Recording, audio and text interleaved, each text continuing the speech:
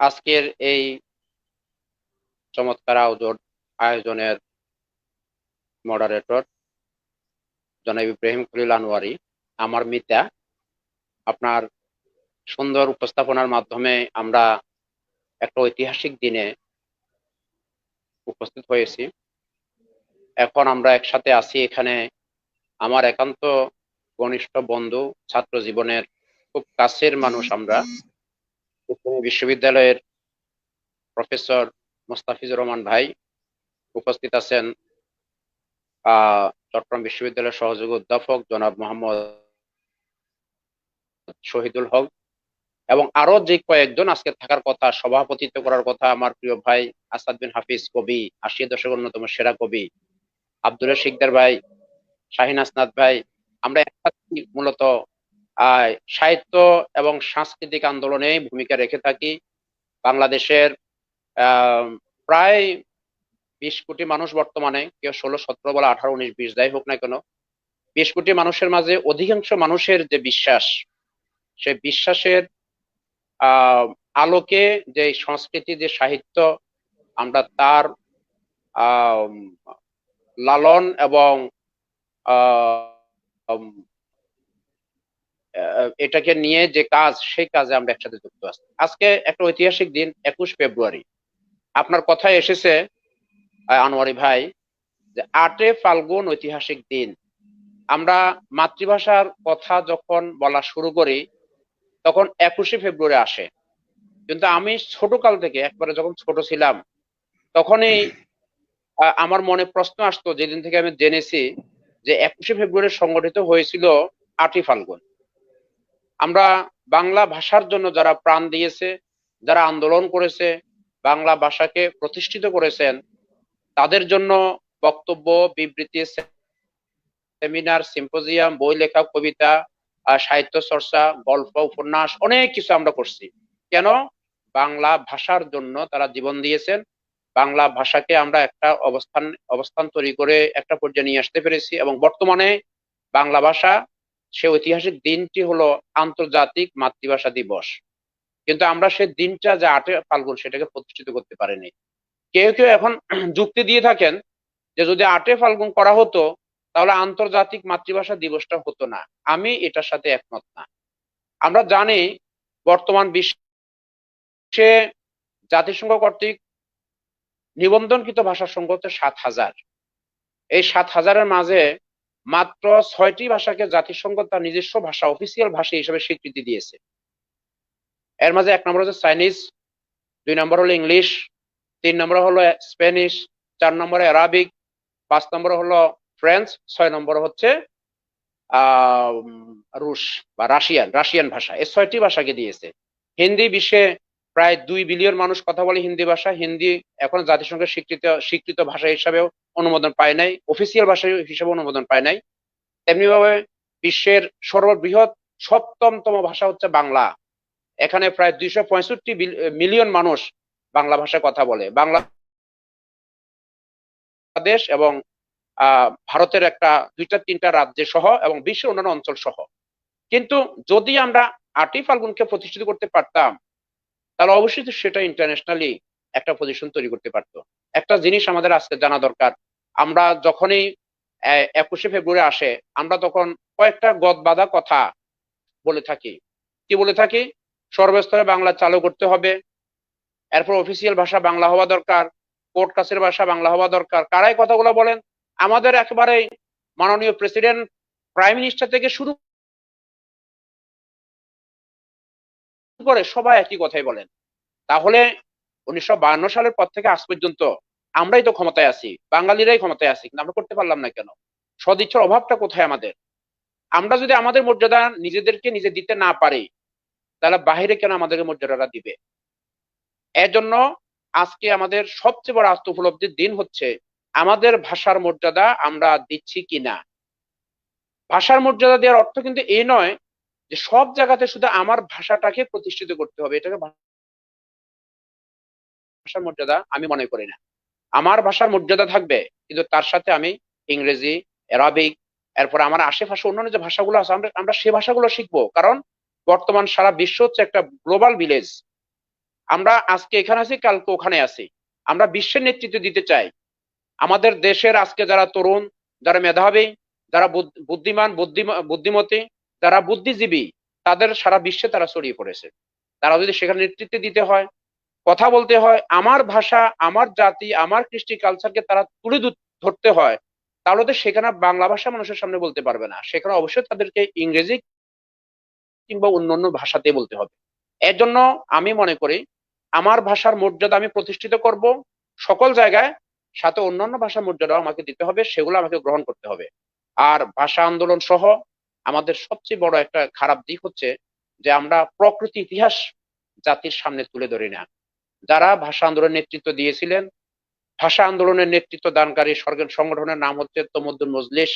এর প্রতিষ্ঠাতা ছিলেন প্রিন্সিপাল আবুল কাশেম। এটার সাথে জড়িত ছিলেন বর্তমান আমাদের জীবন্ত কিংবদন্তি আমি বলে থাকি যে প্রফেসর আব্দুল গফুর, যার গত পরশুদিন 92তম জন্ম দিবস পালন করা হয়েছে। 92 বছর বয়সে এখনো জীবিত আছেন। এবং গতকাল আমরা বাংলাদেশ কালচারাল একাডেমির উদ্যোগে একটা এরকম ফেসবুক লাইভ প্রোগ্রাম করেছিলাম। সেখানে উনি চিফ গেস্ট হিসেবে ছিলেন। উনি বক্তব্য রেখেছিলেন প্রায় 12-13 মিনিটের মতো এই বৃদ্ধ বয়সে অত্যন্ত চমৎকার ভাবে। এরপরে অধ্যাপক শাহেদ আলী, ডক্টর কাজী দীন মোহাম্মদ, এই জাতীয় যারা ভাষা আন্দোলনের সাথে সংযুক্ত ছিলেন, নেতৃত্ব দিয়েছেন, এবং আমাদের আরো অনেক অনেক বলা না বলা ব্যক্তি, তাদেরকে আজকে স্বীকৃতি দেওয়া হচ্ছে না। আজকে 21শে পদক দেয়া হচ্ছে, কাদেরকে দেয়া হচ্ছে? যাদেরকে দেয়া হচ্ছে তাদের মানে ভাষা আন্দোলনের সাথে, ভাষার সমৃদ্ধি এবং মর্যাদা বৃদ্ধির সাথে তাদের কি সম্পর্ক আছে? শুধু নিরেট কোনো একটা ধ্যান ধারণা, বিশ্বাস এবং কোন একটা আইডিওলজির সাথে জড়িত বিদায় তাদেরকে আজকে প্রমোট করা হচ্ছে। অথচ যারা ভাষা আন্দোলন করলেন, আজকে ভাষা আন্দোলনে যারা শহীদ হয়েছেন, সে সালাম, জাব্বার, রফিক, আইয়ুব, শফিউর, তাদের পরিবারকে কি ভাষা ভাষা আন্দোলন সে পদকটা দেয়া হয়েছে? তারা তাদের জীবনটাই দিয়ে দিলেন। এজন্য আজকে আমি এখান থেকে আমরা আজকে এখান থেকে আশা করতে পারি, দাবি করতে পারি যে ভাষা আন্দোলন, স্বাধীনতা আন্দোলন শুধুমাত্র দিবস যখন আসে সেদিনই আমরা সেমিনার, সিম্পোজিয়াম করব না। এগুলোর সাথে যারা জড়িত ছিলেন তাদেরকে আমরা চিরজীবনের জন্য ভালো একটা জায়গা রাখবো, সম্মান করব। পদক দেওয়ার সময় তাদের অবদানকে আমরা স্বীকৃতি দিব, স্বীকার করব। পদকের সংখ্যা দিন দিন বাড়ানো হচ্ছে। 23 এবছর 23 জনকে দেওয়া হয়েছে, 21 বা 23 জনকে দেওয়া হয়েছে সেদিন দেখলাম। কিন্তু কারা পাচ্ছে, কেন পাচ্ছে, এই দিকগুলো আমাদের সামনে আসা দরকার। অপরদিকে আমি আর একটা কথা বলতে চাই যে কেউ কেউ ভাষা আন্দোলনের ইতিহাসকে বিকৃতি করতে করতে এমন একটা পর্যায়ে নিয়ে যান যে ওপার বাংলা এপার বাংলা এক হয়ে যায়, এটা সেটা বিভিন্ন কথা বলা হচ্ছে। অথচ আমাদের চোখের সামনে আমরা দেখতেছি, যদি সে 1947 সালে ভারত এবং পাকিস্তান দুইটা রাষ্ট্র না হতো, বাংলাদেশ এবং পাকিস্তান যদি একসাথে না থাকতো, 71 সালে যদি আমরা পাকিস্তানের সাথে যুদ্ধ করে যেভাবে আমরা আলাদা হয়েছি, ভারত 47 সালে ভারতের সাথে যারা যুক্ত ছিল আজ পর্যন্ত কেউ সেখান থেকে আলাদা হতে পারে নাই। এবং তাদের উপর কি চলতেছে আমরা দেখতেছি, সেই কাশ্মীরের অবস্থা। স্বাধীন কাশ্মীরকে তারা জবরদখল করে নিয়ে গেছে। এরপর জুনগরও তারা জবরদখল করেছে, হায়দ্রাবাদকে তারা জবরদখল করেছে, স্বাধীন রাষ্ট্রগুলোকে তারা নিয়ে গেছে। আমরা তো স্বাধীনতা পেয়েছি, আমরা স্বাধীন 47 সালে স্বাধীন হয়েছে, এই কারণে স্বাধীনতা পেয়েছি। সুতরাং বাংলা ভাষা এবং বাংলা ভাষার নেতৃত্ব দানকারী যে সংগঠন তামদ্দুন মজলিস, এবং সেদিন প্রফেসর গফুর সাহেবের বাসা আমি গিয়েছিলাম ওনার জন্মদিনের দিন, উনি একটা কথা বলেছিলেন যে একটা কথা আপনারা সবাই খেয়াল রাখবেন, যে আমি মডারেটরকে বলবো, ইব্রাহিম খলিল ভাইকে বলবো, আমার টাইম শেষ হওয়ার 1 মিনিট আগে আপনি সরাসরি একটু আমাকে বলবেন, শুধু, কোনো সমস্যা নেই। উনি বলেছিলেন যে আপনারা একটা জিনিস খেয়াল রাখবেন, ভাষা আন্দোলন এবং মুসলমানিত্ব, এই দুটো হচ্ছে একটার সাথে একটা অঙ্গাঙ্গি ভাবে জড়িত। ঢাকা বিশ্ববিদ্যালয়ের প্রতিষ্ঠা ইতিহাসের দিকে তাকায় দেখেন, এটা ওনার বক্তব্য। এরপরে বঙ্গভঙ্গ আন্দোলনের দিকে তাকিয়ে দেখেন, পশ্চিম বাংলা এবং বাংলাদেশ, পূর্ববঙ্গ, পশ্চিম পাকিস্তান আলাদা কেন হলো তার দিকে তাকিয়ে দেখেন। এই সবগুলোর সাথেই কিন্তু ইসলাম জড়িত। যদি ইসলাম জড়িত না হতো তাহলে এগুলা আলাদা হতো না, এগুলা প্রতিষ্ঠিত হতো না। এবং দেশ এবং বিদেশের মাঝে, বিদেশে যে আজকে আমাদের যে অবস্থান, এটা তৈরি হতো না।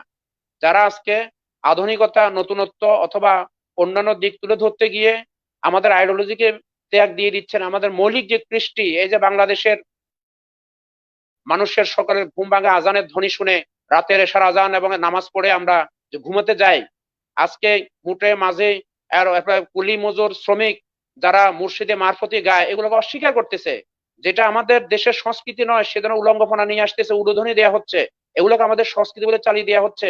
যখন সে 14 এপ্রিল আসে, বাংলা নববর্ষ আসে, আমাদের সামনে যেগুলো উপস্থাপন করা হচ্ছে এই বিষয়গুলো সেদিন গফুর স্যার অত্যন্ত সিরিয়াসলি বলছিলেন যে আমাদেরকে শক্তভাবে এগুলোর মোকাবেলা করতে হবে এবং আমাদের জাতির সামনে তুলে ধরতে হবে যে আমাদের সংস্কৃতি আসলে কি, মুসলমান কারা। এবং একটা জিনিস আমাদেরকে খেয়াল রাখতে হবে, এটা আমার বক্তব্য, সেটা হচ্ছে বাংলা ভাষাকে যদি ধরে রাখতে হয় বাংলাদেশকে ধরে রাখতে হবে। কারণ পশ্চিমবঙ্গে যদিও বাংলা ভাষা আছে, কিন্তু পশ্চিমবঙ্গে বাংলা ভাষা আজকে আজকে আর আগের পজিশনে নাই। সেখানে হিন্দুত্ব এবং হিন্দি ভাষার প্রভাবের কারণে বাংলা আজকে সেখান থেকে কিন্তু বিলুপ্তর পথে। যদি বাংলা ভাষাকে প্রমোট করতে হয়, ধরে রাখতে হয় এবং প্রতিষ্ঠিত করতে হয়, বাংলাদেশকেই এই ভাষার ব্যাপারে সকল ধরনের সিদ্ধান্ত নিতে হবে এবং এখানেই বাংলাদেশকে এই বাংলা ভাষার জন্য বাংলাদেশের জাতীয় পর্যায়ে, রাষ্ট্রীয় পর্যায়ে বা আন্তর্জাতিক পর্যায়ে ভূমিকা রাখতে হবে। বাংলাদেশেই রাখবে, অন্য কোনো দেশ ওই দেশের যত লোকে বাংলা ভাষায় কথা বলুক সেটার জন্য তারা অবদান রাখবে না। এর জন্য আমি মনে করব আমাদের যে যেভাবে আমরা বাংলা ভাষা সহ বাংলা ভাষার শহীদদের বিষয়, বাংলা ভাষার আন্দোলন, বাংলা ভাষা প্রতিষ্ঠা আন্দোলনের যে বিষয়গুলো আমাদের আমাদের সামনে চলে এসেছে, আমাদের নতুন যে প্রজন্ম, বিশেষ করে যারা আমাদের আধুনিকতার কারণে, উচ্চশিক্ষার কারণে এবং আমাদের পেশার কারণে দেশের বাইরে চলে যাচ্ছেন, পরিবারগুলো নিয়ে যাচ্ছেন এবং বর্তমানে প্রায় 1 কোটির মতো বাংলাদেশি মানুষ দেশের বাইরে বসবাস করেন। এর মাঝে বিরাট সংখ্যা তাদের পরিবার আছে, তাদের ছেলে মেয়ে, তাদের ভাই বোন, মা বাবা আছেন। কিন্তু খুব আশ্চর্যের বিষয় হচ্ছে যে সেখানে নতুন প্রজন্ম যেটা আছে, বাচ্চারা যারা, তারা বাংলা ভাষা ভুলে যাচ্ছে। আমি আমি আজকেও আরেকটা প্রোগ্রামে বলেছিলাম যে আমার 2-1 জন বন্ধু বিভিন্ন দেশে আছে। একটা দেশে আমার একজন বন্ধু আছেন যে তার তার বাচ্চাদের সাথে কথা বলতেছে বাংলাদেশে, আমাকে বলতো তুমি ইংলিশে বলো। এরপর আমি বাংলাতে যখন আমি বললাম তুমি আমার সাথে একটু একটু বলো, তুমি বাংলা শিখতে পারবে, তখন সে আমার কথা শুনে আর মোবাইলের মাঝে ট্রান্সলেট করে সে আমার সাথে কথা বলতেছে। সে বাংলা ভাষা জানে না, অথচ তার মা বাবা দুইজনেই কিন্তু বাঙালি এবং তারা মা বাবা বাংলাদেশ থেকে গিয়েছেন যে কত, সর্বোচ্চ 20 বছর হবে এই ধরনের। আমি এই জন্য অনুরোধ করব যারা বিদেশে আছেন, বিদেশে যারা অবস্থান করছেন, তারা তাদের বাচ্চাদেরকে ওই দেশের ল্যাঙ্গুয়েজ অবশ্যই শিখাবেন, তাতে কোনো বিষয় না। এবং আমি সবসময় বিদেশে গেলে বলে থাকি যে আপনাদেরকে বিদেশে আসার পরে এই দেশেই স্টাবলিশ হতে হবে, প্রতিষ্ঠিত হবে এবং এইখানেই আপনাকে বিজয় অর্জন করতে হবে। বাংলাদেশের দিকে আবার ফেরত যাওয়ার চিন্তা করার কোনো প্রয়োজন নাই। বর্তমানে কানাডা, আমেরিকা, ইউরোপের বিভিন্ন দেশে মুসলমানরা আমি দেখতেছি যে কবরের জায়গা কিনে রাখতেছেন। এটাকে আমি সবসময় উৎসাহিত করি। কবরের জায়গা যখন কিনা হবে তখন আর দেশে আসার চিন্তাটা হবে না। যত আমরা বিদেশে থাকবো, বিদেশে যাব, আমাদের কৃষ্টি কালচার, মুসলমানিত্ব বা ইসলাম, এটাকে আমরা বিদেশে প্রমোট করতে পারবো, মানুষের শিখাতে পারবো। এজন্য তাদের অনুরোধ করবো আপনি সেই দেশেই থাকেন, সে দেশের ভাষাকে আপনি ধারণ করেন, কিন্তু মুসলমানিত্ব ধরে রাখতে হবে। সাথে আপনার বাচ্চাকে আপনি অবশ্যই আপনার যে শিকড় বাংলাদেশে, সে বাংলাদেশের সংস্কৃতি এবং বাংলা ভাষা আপনি শিখাবেন। এইভাবে আপনি কমপক্ষে শিখান যে ওই ভাষার সাথে একটা অতিরিক্ত ভাষা সে শিখলো। আর আমরা বাংলাদেশে যারা আছি, আমরা আমাদের বাংলা ভাষা শিখবো, বলবো, লিখবো, কাব্য চর্চা করব, সবকিছু আমরা করব, কিন্তু সাথে ইংরেজি, আরবিক, অন্যান্য ভাষাগুলো আমরা শিখবো এবং সে ভাষাতে আমরা কথা বলবো, সে ভাষাতে আমরা বোঝার জন্য চেষ্টা করব। বিশেষ করে বাংলাদেশে বর্তমানে যে তরুণ প্রজন্ম যারা মানে টিনেজার, স্কুলে পড়ে, এই পজিশনের ছেলে মেয়েরা শিক্ষা, আধুনিকতা এবং অপসংস্কৃতির কারণে আমাদের কিন্তু বিশ্বাস থেকে দূরে সরে যাচ্ছে। বিশেষ করে মাদকতা এবং ইয়াবাহা সহ এই যে একটা বিরাট ধরনের প্রভাব আমাদের সমাজে চলে এসেছে, এটা আমাদের বাচ্চা কাচ্চার জীবনকে ধ্বংস করে দিচ্ছে। তাদেরকে যদি ধরে রাখতে হয় আমাদের অবশ্য বাচ্চাদেরকে নৈতিকতা শিক্ষা দিতে হবে, আর নৈতিকতা শিক্ষা দিতে হলে আমাদের অ্যারাবিক ভাষা কোনো বিকল্প নেই। এই জন্য বাংলা ভাষায় অ্যারাবিক চর্চা করতে হবে আমাদেরকে এবং অ্যারাবিকের একেবারে ভিতরে ঢুকার জন্য, যেন আমরা অ্যারাবিক শোনার সাথে সাথে আমরা অ্যারাবিক যেন বুঝতে পারি। বিশেষ করে কোরআনের ওই সকল সূরাগুলা যেগুলো আমরা সবসময় নামাজে পড়ে থাকি, আমরা বিভিন্ন সময় দোয়া করে থাকি, শেষ দোয়ার অর্থগুলা, এগুলা যেন আমরা অর্থ সহ বুঝতে পারি এবং অন্যকে যখন তেলাওয়াত করবো আমি পরিপূর্ণ না বলতে পারলেও যেন আমি বুঝতে পারি যে আমি। ইব্রাহিম বাহারি ভাইকে বলছি, আপনি যদি 1 মিনিটের মধ্যে শেষ করতেন। জি, জাযাকাল্লাহ। জি জি জি ভাইয়া, আমি 1 মিনিটের মধ্যে শেষ করবো ইনশাআল্লাহ। এর জন্য আমাদেরকে সামগ্রিকভাবে আমাদের জাতির বিষয় চিন্তা করে, আমাদের নতুন প্রজন্মের কথা চিন্তা করে, আমাদের পরিবারের কথা চিন্তা করে, আমাদের সমাজের কথা চিন্তা করে আমাদেরকে বাংলার সাথে আরবি ভাষার চর্চা, আরবি ভাষা বোঝার চেষ্টা, এবং আমাদের আম, সর্বস্তরে, যে আমি যেহেতু তিনটা কথা বলেছি, যে আমাদের ইতিহাস বিকৃতি থেকে বেঁচে থাকা, আমাদের সভ্যতা এবং সংস্কৃতিকে প্রমোট করা, এবং আমাদের নতুন প্রজন্মকে আমাদের কৃষ্টি এবং আদর্শে উদ্বুদ্ধ করা, বিদেশে যারা আছেন তাদের আহ, নতুন প্রজন্ম, তাদের বাচ্চা কাচ্চাকে বাংলা শেখানোর জন্য উদ্যোগ গ্রহণ করা, এবং আমরা যেখানে আছি, দেশ বিদেশে যেখানে থাকি, সেই জায়গা থেকে ধারণ করা আমাদের ধর্ম, কৃষ্টির সাথে আমাদের ভাষা। আমি আজকের এই উদ্যোগের জন্য আপনাদেরকে ধন্যবাদ জানাচ্ছি। মাতৃভাষার চর্চা গুরুত্ব এবং প্রয়োজনীয়তা অত্যন্ত গুরুত্বপূর্ণ একটা বিষয়।